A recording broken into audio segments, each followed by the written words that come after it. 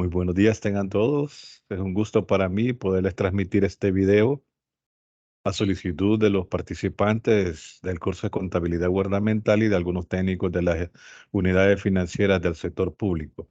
Mi nombre es Óscar Armando Beltrán Mejía, especialista en finanzas del sector público. Voy a, en este caso, transmitirles un video acerca del uso adecuado del catálogo contable y tratamiento de cuentas del sector público y el capítulo 6, que a todos nos da un poquito de problemas, como es la integración y el clasificador presupuestario. Voy a compartir la presentación. Permítanme un segundo.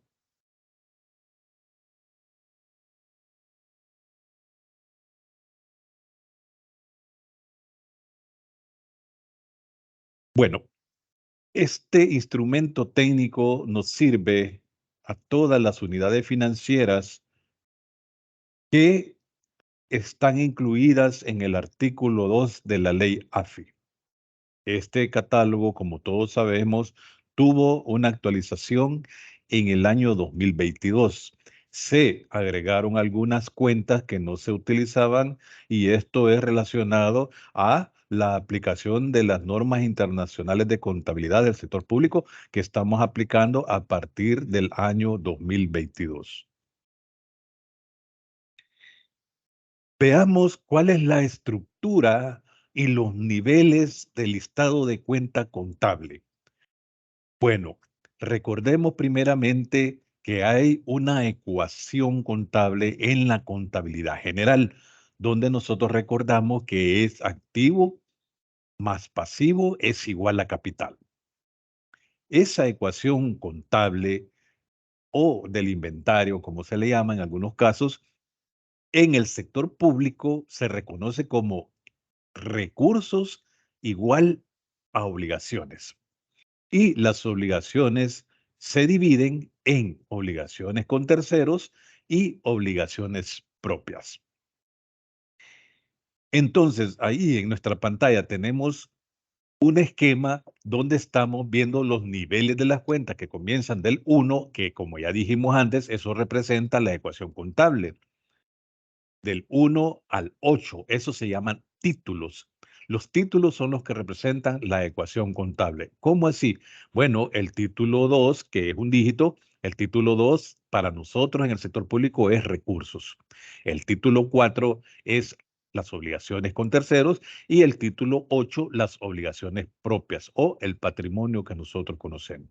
Luego de esos tres títulos se derivan lo que son los grupos, subgrupos, cuentas, subcuentas, analíticos, subanalíticos, subsubanalíticos y pueden haber más desagregaciones como lo permita el software de contabilidad gubernamental.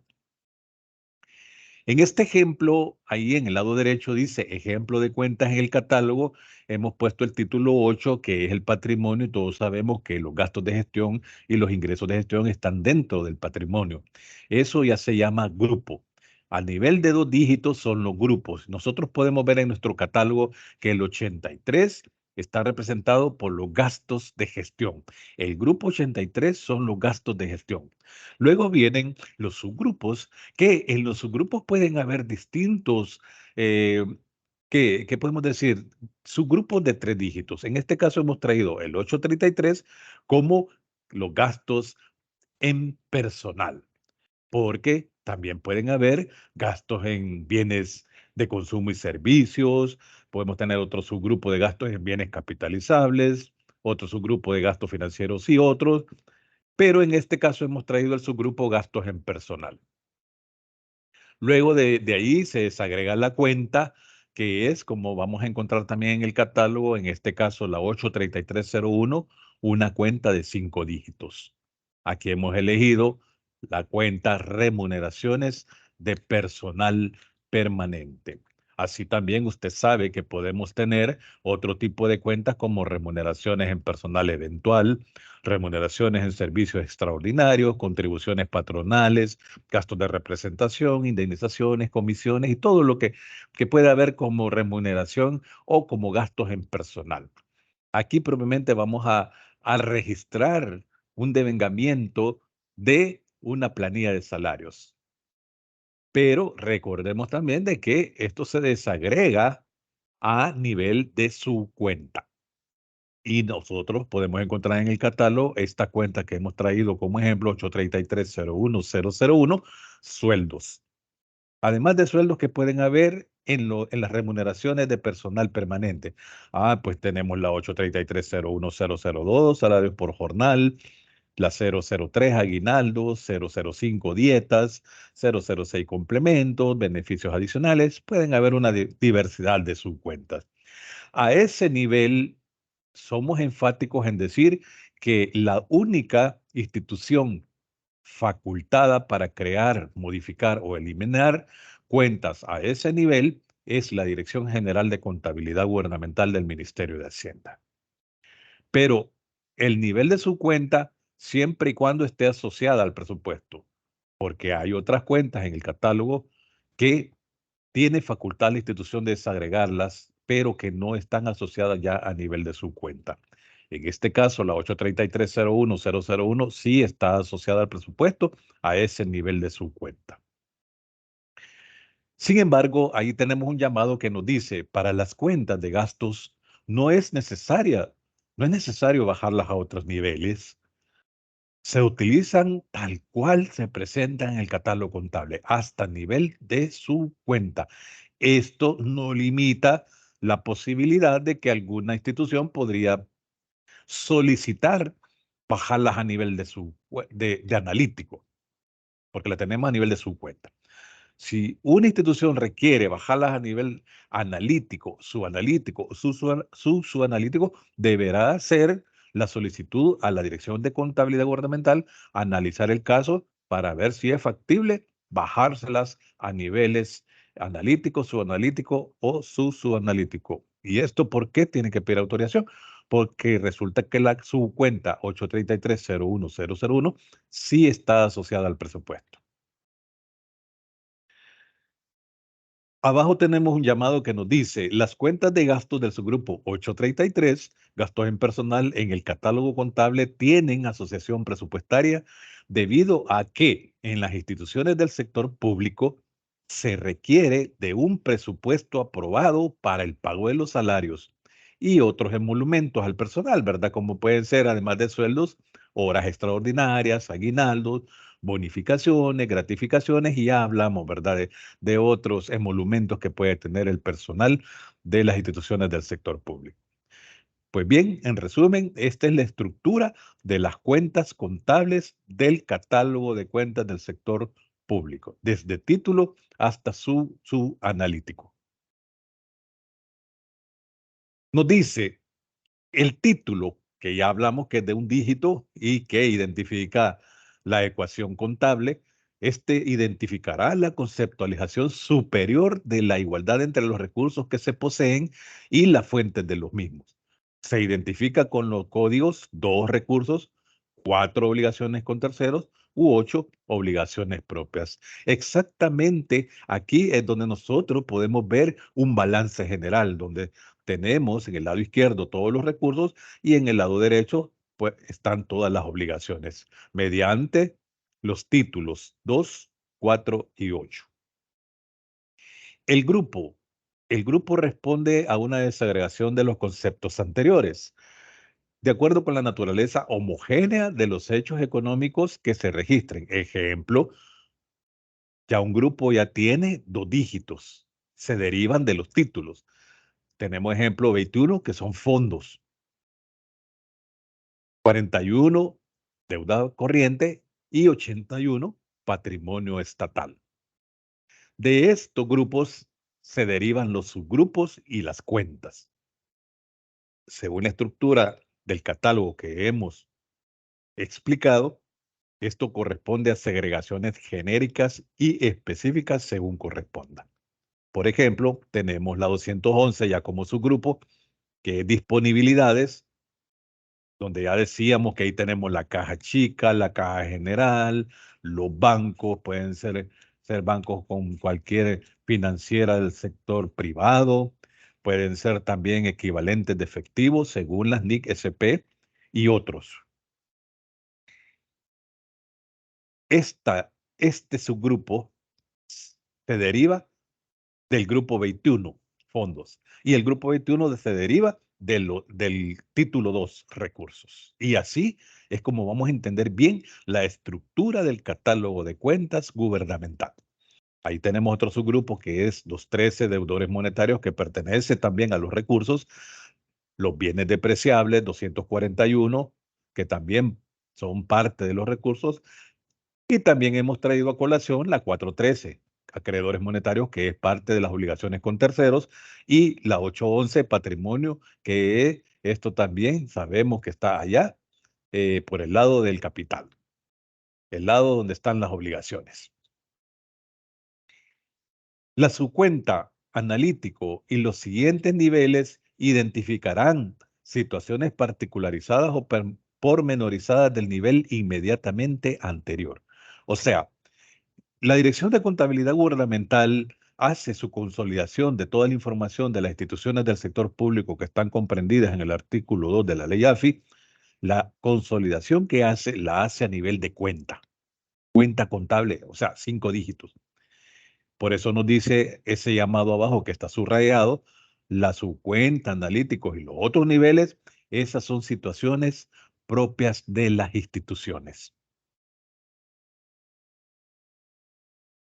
Y ahí tenemos esta tabla donde nos representa o nos refleja propiamente de lo que hemos estado explicando, donde tenemos los subgrupos, los grupos y los subgrupos de los recursos.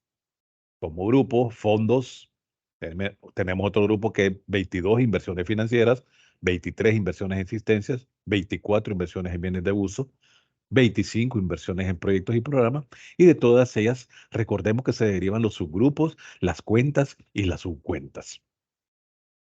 Por el lado de las obligaciones tenemos el título 4, obligaciones con terceros, los grupos 41, deuda corriente, y 42, financiamiento de terceros. Así también en las obligaciones propias, el título 8, tenemos el patrimonio estatal, los gastos de gestión y los ingresos de gestión. Como podemos ver nuestro catálogo de cuentas, este es el catálogo del cual les hablamos, que tuvo cambios a partir del año 2022, que eso tuvo mucho que ver con la incorporación de las normas internacionales de contabilidad. Ahí tenemos el catálogo, podemos ver en el lado izquierdo, donde están los recursos, ahí están los fondos, las disponibilidades y los anticipos de fondos. Como nosotros propiamente íbamos a hablar del uso adecuado del catálogo contable, el tratamiento de cuenta gubernamental y su asociación presupuestaria, como podemos identificar, ahí hay dos columnas donde dice egresos, ingresos, asociación presupuestaria. Estas cuentas no tienen asociación presupuestaria porque no se necesitan. Las cuentas de disponibilidades y anticipos de fondos y otras más que están por ahí, estas cuentas se utilizan solamente para hacer percepciones de dinero o pagos de dinero, pero no tienen una ejecución. No así lo que tenemos al lado derecho de las obligaciones propias y otras que hay por ahí, que sí tienen que tener una asociación presupuestaria. En las columnas, ahí podemos ver que en la columna de egresos tenemos la asociación presupuestaria de las cuentas contables de gastos en personal. Todos sabemos, para pagar sueldos en el sector público se necesita de un presupuesto y otras cosas, de otras cuentas, otras cosas que se puedan pagar, como son aguinaldos, sobresueldos, bonificaciones, complementos, horas extraordinarias. Entonces, por eso es que tenemos la asociación presupuestaria, que esta es propiamente de gastos. Cuando nosotros vayamos a hacer un registro de devengado, tenemos que, al menos que son de gastos en personal, tenemos que tener presupuesto. Como repito, no todas las cuentas del catálogo contable están asociadas al presupuesto. En el tratamiento de cuentas contables, que es un anexo del catálogo de cuentas, podemos ver las cuentas a ese nivel de 5 dígitos, nos dice para qué es que se utiliza cada cuenta. Y también nos da la información de la naturaleza del saldo que tienen, ya sea deudor o acreedor, porque dependiendo de la naturaleza del saldo que tiene cada cuenta, así me va a afectar mis estados financieros. Ejemplo, en Caja General nos dice, aquí se incluyen los recursos de disponibilidad inmediata, tales como dinero en efectivo, cheques, giros postales, giros bancarios u otros medios de expresión monetaria de igual naturaleza. Recursos destinados principalmente a depósitos en cuentas bancarias, excepto que de acuerdo a disposiciones legales o administrativas se establezcan pagos directos de compromisos institucionales. Y así vamos a encontrar en el tratamiento de cuenta la conceptualización de cada una de las cuentas a ese nivel de 5 dígitos, para qué es que se utiliza cada cuenta y sobre todo conocer su saldo, si es saldo deudor o saldo acreedor. Esto tiene que ver mucho con los principios generales de general aceptación, ¿verdad? Es unos principios básicos.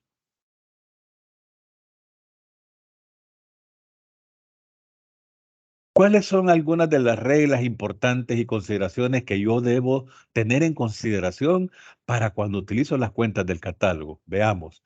Nos dice acá que la contabilidad gubernamental primeramente utiliza el método de registro acumulado o indirecto. Es decir, que al registrar una operación o una transacción se crean dos momentos: devengamiento y percepción en el caso de los ingresos, y devengamiento y pago en el caso de los egresos. Hay que tener eso, esa consideración. En el sector público siempre se trabaja de manera indirecta. ¿Por qué? Porque necesitamos presupuesto para hacer algún registro de compromiso y luego tener el dinero para poder hacer los pagos. Y esto se hace mediante los requerimientos de fondos que las instituciones hacen a la Dirección General de Tesorería. Luego nos dice, no todas las cuentas, y esto nos lo recalca, no solamente aquellas cuentas de ingresos y egresos en las cuales se necesita ejecutar las asignaciones presupuestarias y los fondos autorizados para la institución. Queda claro, no todas las cuentas del catálogo están asociadas al presupuesto. Sin embargo, recordemos que en algunas instituciones del sector público tienen ingresos y egresos nada más, ingresos y gastos. Pero en otras instituciones que nosotros le llamamos en el sector público instituciones autónomas o empresariales, estas instituciones, ellas tienen fondos propios y tienen operaciones de financiamientos, de inversiones, así también lo que acabamos de hablar, ingresos y gastos. Son cuatro las operaciones básicas financieras del sector público. Luego dice, por lo general siempre que se registran devengados de ingresos o de egresos, estos registros ejecutan el presupuesto, por lo que las cuentas contables utilizadas están asociadas a códigos presupuestarios. Recordemos esto siempre. Nosotros tenemos una técnica de llamarle devengados. En algunas contabilidades se le llama provisión. Aquí le llamamos devengados cuando nosotros hacemos un registro de una obligación o de un derecho que tenemos sobre algún ingreso. Siempre va a haber un devengado y posteriormente la percepción del dinero si es ingresos o el pago de dinero si es de egresos o de gastos. En algunos casos, las cuentas contables podrían estar asociados al presupuesto, pero no lo ejecutarán. Imagínense, hemos dicho que no todas las cuentas están asociadas al presupuesto, pero en algunos casos sí están asociadas al presupuesto, pero no lo van a ejecutar. Pero eso siempre que el registro lleve consignado el tipo de movimiento 2. O sea, en el sector público tenemos tres tipos de movimiento para los registros contables. El uno, que es monetario; el 2, que se llama ajuste; y el 3, que es cierre y apertura. Por eso nos dice acá, Yo puedo hacer un registro contable con cuentas que estén asociadas al presupuesto, pero si le consigno el tipo de movimiento 2, no me va a ejecutar presupuesto porque eso es para ajustes. Allí nos dice que estas se utilizan sobre todo para hacer ajustes, traspasos, traslados, cierre y apertura y otros, exceptuando los devengados, ¿verdad? Las percepciones y pagos. Porque los devengados, los registros contables de devengados de las percepciones y de los pagos, esos deben de llevar obligatoriamente el tipo de movimiento uno, en el cual me ejecuta el presupuesto y también voy a tener movimiento en mis fuentes operacionales o en mis usos operacionales del flujo de fondos. Bueno, como ya vimos la estructura de las cuentas del catálogo, hoy veamos la estructura de los códigos presupuestarios. En la asociación entre el catálogo contable y el clasificador presupuestario tenemos estos niveles presupuestarios. 01, dos dígitos al 99 se llaman rubro de agrupación. Estos son presupuestarios. Del 011 al 299, las cuentas presupuestarias. Y del 01101 al 999, los objetos específicos. Quedemos claros en una situación. Que todas las cuentas del subgrupo deudores monetarios que están en el subgrupo 213 y acreedores monetarios que están en el subgrupo 413, siempre estas cuentas que estén asociadas al presupuesto van a estar asociadas a los niveles de rubro de agrupación. O sea, las cuentas del subgrupo deudores monetarios y acreedores monetarios siempre van a estar asociados a rubros de agrupación que son dos dígitos. Ninguna otra va a estar asociada a rubro.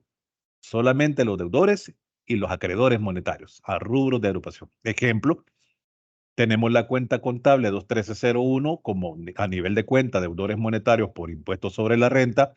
Esa cuenta está asociada, si usted ve su catálogo, está asociado al rubro de agrupación 11, rubro presupuestario que se llama impuestos. Y aquí ya estamos involucrando al clasificador presupuestario o al manual de transacciones financieras del sector público, como realmente se le llama.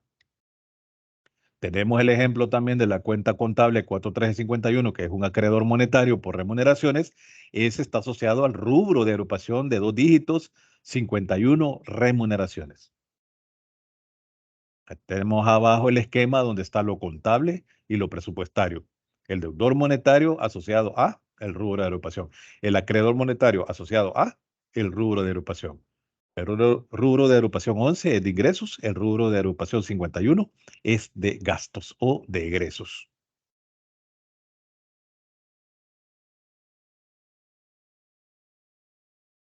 Veamos lo que nos dice sobre las cuentas del subgrupo deudores monetarios. Estas, recalcando, van a estar asociadas a los conceptos de rubro de agrupación del clasificador presupuestario de ingresos según corresponda, ¿verdad? Porque hay distintos rubros de agrupación de ingresos y distintas cuentas de deudores monetarios. Ahí, según corresponda el tipo de operación que estoy registrando, yo debo de utilizarla para hacer el registro contable. Y voy a utilizar, siempre que haga registros de ingresos, los deudores monetarios. Ahora, las contracuentas de los deudores monetarios en el caso podrían ser cuentas de ingresos. Ahí nos dice las contracuentas, o sea, los abonos de los cargos a las cuentas de deudores monetarios estarán asociados a los conceptos de las cuentas presupuestarias. Cuenta presupuestaria tiene 3 dígitos. Y la desagregación de dichas contracuentas, que son las subcuentas contables, esas van a estar asociados a los objetos específicos del clasificador presupuestario de ingresos según corresponda. O sea, los objetos específicos tienen 5 dígitos. Ahora, para la asociación contable y presupuestaria de egresos es similar. Las cuentas del subgrupo acreedores monetarios ya dijimos que estaban asociadas propiamente, obligatoriamente, a los rubros de agrupación dos dígitos del clasificador presupuestario de egresos. Y las contracuentas de esos acreedores monetarios, que son los cargos que voy a hacer yo de los abonos a las cuentas de acreedores monetarios, estarán asociadas a los conceptos de cuentas presupuestarias. Y la desagregación de dichas contracuentas contables, o sea, las subcuentas, a los objetos específicos del clasificador presupuestario de egresos según corresponda. Pero veamos un ejemplo propiamente sobre esta asociación presupuestaria. Ahí nos dice, las cuentas del subgrupo deudores monetarios, por ser una cuenta de recursos, poseen una naturaleza de saldo deudor, cuando la carga aumenta y cuando el abono disminuye. Y las cuentas de acreedores monetarios es contrario. Como es de obligaciones, poseen una naturaleza de saldo acreedor. Es decir, que al cargarlas, estas disminuyen y al abonarlas, aumentan su saldo. En el ejemplo tenemos un registro contable de ingresos con deudores monetarios donde estamos efectuando propiamente el devengamiento de cual hablábamos, un devengamiento de ingresos por cobro de derechos diversos por el valor de $1,000. Cargamos nuestras cuentas de deudores monetarios porque estoy ante un evento de ingresos 213-12-001, tasas y derechos con $1,000 cargados. Esta cuenta de deudor monetario decíamos que está asociado a un rubro de agrupación. Si vemos nuestro catálogo, ahí vamos a encontrar esa cuenta. Ya vamos a ver el ejemplo. Y la contracuenta, o sea, los abonos de los cargos de la 213, encontramos la 858-03-099, derechos diversos, abonado con $1,000. Y ahí tenemos nuestro devengamiento. Esto tiene que ir con tipo de movimiento 1. Devengamiento de un derecho que yo tengo en mis estados financieros. Pero ¿cómo realmente se estructuró esa partida contable? ¿Cómo sé yo que está bien utilizado el deudor monetario con el acreedor monetario? Perdón, el deudor monetario con la contracuenta de ingresos. ¿Cómo? Bueno, recordemos que hay una asociación presupuestaria. Usted tiene un documento en el cual le dicen que son ingresos diversos y usted puede ir a buscar al catálogo por los conceptos de las cuentas. Como son ingresos diversos, por tasas y derechos, usted puede irse tanto a las cuentas de deudores monetarios, que es una forma generalizada, o se puede ir a las subcuentas de las contracuentas del deudor monetario, que ahí sí ya son un poco más específicas. Por eso nos dice, haciendo uso del catálogo contable y con el documento de respaldo de la transacción, verificamos que se trata de un ingreso por tasas y derechos, para lo cual, como dijimos antes, se utilizan los deudores monetarios que irían cargados. Los deudores monetarios irían cargados. ¿Qué cuenta contable de deudor monetario utilizar? Bueno, ahí tenemos varias, ¿verdad? Deudores monetarios por impuestos sobre la renta, eso no es. Ni eso, las tasas y derechos no son ninguna clase de impuestos. No son venta de bienes, no son contribuciones. Ahí tengo una 21312 que se llama tasas y derechos. Entonces, utilizo esa cuenta para cargarla, que es la que más relación tiene con la naturaleza de la operación del ingreso que yo estoy registrando. Ese está asociado al rubro 12. Ya dijimos, ¿verdad? Los deudores monetarios y los acreedores monetarios están asociados al rubro 12. Ahí lo podemos ver en el catálogo. Está asociado al rubro 12. Entonces ya tengo el cargo que voy a hacer a esa transacción.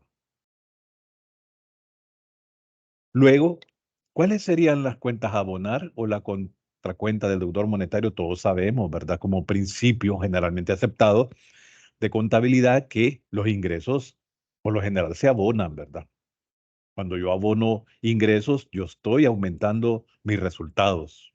Entonces, mediante el uso del catálogo, nos trasladamos a las cuentas de ingresos del grupo 85 y buscamos una cuenta y su cuenta que estén asociados al rubro 12, porque allá tengo el deudor monetario asociado al rubro 12. Yo no puedo poner otra que no esté asociado al rubro 12 y en concordancia con la naturaleza de la operación o el tipo de ingresos. Ahora, la cuenta de ingresos que más relación tenga con la naturaleza de la operación asociada al rubro 12 mediante los códigos presupuestarios, encuentro yo la 858-03-099. Derechos diversos. Mire, ahí está la flechita, vea la flechita donde dice 858-03-099, derechos diversos, que está asociado al específico de ingresos presupuestario 122.99.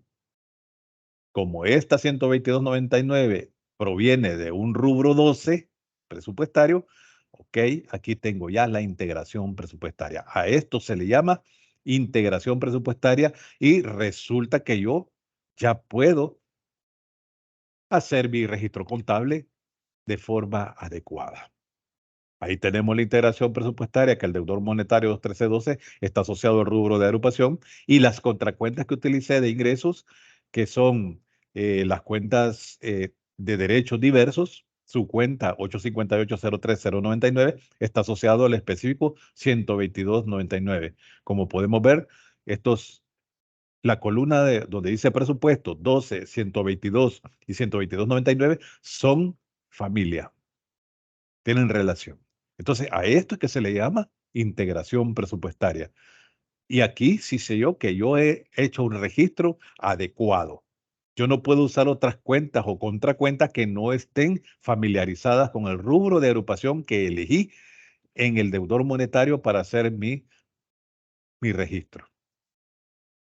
Ahí tenemos el registro completo del devengado, 213-12-001, tasas y derechos, cargado con 1000, y la 858-03-099, cuenta de ingresos por derechos diversos, abonado con 1000. Luego de esto, y todos sabemos que viene la percepción, ¿verdad? Esto se puede dar en el momento o se puede dar otro día. Queda el devengado, ya tengo un derecho ahí que tengo que cobrar, ¿verdad? Pero se realiza la percepción de los fondos. Entonces hago el registro contable, cargo mis disponibilidades como principio, ¿verdad? Porque están entrando fondos a mis cuentas de bancos mediante la 21109, o podría ser caja. Y liquido o abono la 21312, deudores monetarios por tasas y derechos. Ya no tengo el derecho, ya me lo pagaron. Y esa es la información que me da los estados financieros del sector público, porque yo necesito saber cuáles son mis derechos, quiénes me deben a mí, y el sector público también necesita saber a quiénes le debe, cuáles son mis proveedores, mis acreedores. Entonces, por eso hacemos uso de los deudores monetarios y los acreedores monetarios. Ahí tengo completa ya todo el movimiento, el devengado de ingresos y la percepción de ingresos. Recordemos que la integración presupuestaria de las cuentas contables se hace solamente o se realiza en el registro del devengado. Pueden ser de ingresos o de egresos, ¿verdad? Es decir, en este momento se ejecuta el presupuesto. El devengado es el que me ejecuta el presupuesto. Ya las percepciones y los pagos ya no me ejecutan presupuesto. Ya eso ya va, esa información va propiamente para otros estados financieros como el flujo de fondos. Pero aquí estamos viendo en este tema la integración presupuestaria. Nos dice que en las percepciones o pagos ya no hay integración presupuestaria. Aquí solamente se liquidan las cuentas de deudores monetarios o acreedores monetarios contra las disponibilidades, ¿verdad? Y habíamos dicho que ese registro de percepción o de pago solamente va a ir a afectar el estado de flujo de efectivo. Así también el balance, ¿verdad? Pero ya no afecta mi presupuesto. Luego tenemos un registro contable de egresos con acreedores monetarios. Se compran llantas, en este ejemplo, para el vehículo institucional por un valor de 500. Como yo sé que eso es un gasto, eso implica un gasto, compra de llantas para el vehículo, entonces yo lo llevo a mi cuenta de gastos del grupo 83 o subgrupo 834. Gastos en bienes y servicios. 834-07003, cargo. Principio sabemos que los gastos se cargan, así como los ingresos los abonábamos, los gastos se cargan, y estos hacen un efecto en el resultado. Si tengo mayores gastos, pues voy a tener un déficit. Si tengo mayores ingresos, voy a tener un superávit. Entonces, por principio, esta cuenta de gastos es de naturaleza deudora. Se carga, aumentan los gastos. ¿Contra qué va? Contra un acreedor monetario 41354, que se llama adquisiciones, acreedores monetarios por adquisiciones de bienes y servicios. Y también aumenta, ¿verdad? Yo tengo un acreedor monetario pendiente, un proveedor que yo le tengo que pagar porque él me dio unos bienes, que son llantas. Y ahí está el devengado con tipo de movimiento 1, haciendo integración presupuestaria, ¿verdad? Porque la 4354 está asociada al rubro 54. Y la 834-07003 si usted tiene la oportunidad de ver su catálogo, esa cuenta contable o su cuenta está asociado al específico 541.99, perdón, 09, que está relacionado ese específico presupuestario 541.09 al rubro de agrupación que tiene el acreedor monetario, que es el 54. O sea, yo puedo hacer mis partidas contables buscando primero el deudor monetario si es de ingresos o el acreedor monetario si es de egresos. Pero también puedo irme a las contracuentas porque los conceptos están más explícitos en las contracuentas, no en los deudores y los acreedores. Los deudores y los acreedores monetarios lo que me hacen es una agrupación generalizada, pero las contracuentas es lo que más se va a acercar a decirme que es realmente lo que se está comprando o lo que se está vendiendo, porque las subcuentas, ya dijimos en la integración, son las que están asociadas a los objetos específicos. Veamos cómo se estructuró esa partida de gastos, haciendo uso del catálogo contable y con el documento de respaldo que siempre debe de existir, ¿verdad?, de la transacción. Verificamos que se trata de un egreso por adquisiciones de bienes y servicios, para lo cual, como dijimos antes, se utilizan los acreedores monetarios que irían abonados. ¿Qué cuenta contable de acreedor monetario utilizar? Bueno, nos vamos al listado del catálogo y vemos que hay varias 413, pero está la de remuneraciones y la compra de llanta no son remuneraciones, ¿verdad? Ni tampoco 4353 prestaciones a la seguridad social, ni gastos financieros, ni transferencias, nada. Es un 4354 acreedor monetario por adquisiciones de bienes y servicios. Entonces, por eso yo elegí la 41354. Esa es la que voy a abonar, ¿verdad? Esa es la que tiene mayor relación con la naturaleza del hecho económico que yo estoy registrando. 41354 asociado al rubro 54. Pero vámonos a las contracuentas. ¿Cuáles serían las cuentas que debería cargar o las contracuentas del acreedor monetario? Mediante el uso del catálogo nos trasladamos a las cuentas de gastos, ¿verdad? Del grupo 83 y buscamos una cuenta y su cuenta que estén asociados al rubro presupuestario 54 que tiene el acreedor monetario y en concordancia con la naturaleza de la operación o el tipo de egreso. Bueno, la cuenta de egresos que más relación tiene, en este caso, al rubro 54 por adquisiciones de bienes y servicios, yo encontré la 834-07003, llantas y neumáticos. Aquí sí es específico. La subcuenta bien específica porque está asociado al específico presupuestario 54109, que en el clasificador presupuestario así se llama también, llantas y neumáticos. Y esto me facilitó más la forma de hacer mi registro contable porque tengo una cuenta contable que se llama tal cual el producto que yo estoy adquiriendo. A esto se le llama integración presupuestaria. ¿Por qué? Porque la subcuenta 834-07003, 541.99 de objeto específico está asociado al rubro 54 que yo utilicé en mi acreedor monetario. Ahí está la integración, la 4354 como acreedor monetario que siempre va a estar asociado a un rubro de agrupación 54. Y yo fui a ver en el catálogo que tenía una 834-05001 que se llama adquisiciones de bienes y servicios, llantas y neumáticos. Está asociado al objeto específico 54105 y todos son familia. 54105, 54154, hablando de conceptos presupuestarios, lo que está al lado derecho. Y así es como yo voy a buscar las cuentas para poder hacer mis registros contables según la naturaleza de la operación que estoy queriendo registrar de forma adecuada. Luego, para el pago, recordemos, ya dijimos que el sector público siempre necesita solicitar fondos a la tesorería, a la Dirección General de Tesorería para poder pagar sus obligaciones. Entonces, ya en los pagos ya no hay integración presupuestaria, sino que solamente hago el registro contable del pago ya teniendo los fondos para pagar, liquidando el acreedor monetario 41354, en este caso lo cargo, como es una cuenta de naturaleza acreedora, disminuye su saldo, ya no le debo a la importadora de llantas y saco el cheque mediante la cuenta 211-09001, saliendo fondos de mis cuentas bancarias por $500 para el pago de esta obligación.